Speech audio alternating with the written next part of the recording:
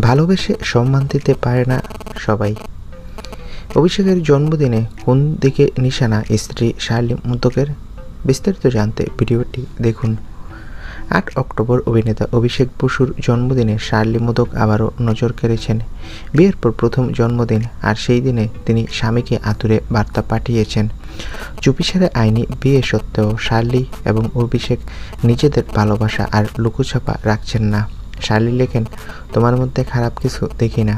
তুমি যে সম্মান আমায় দিয়েছ, আমি খুশি, ধন্য। তোমায় খুব ভালোবাসি। শেষের লাইন আরও রহস্য সৃষ্টি করছে। ভালোবেসে সম্মান দিতে সবাই পারে না।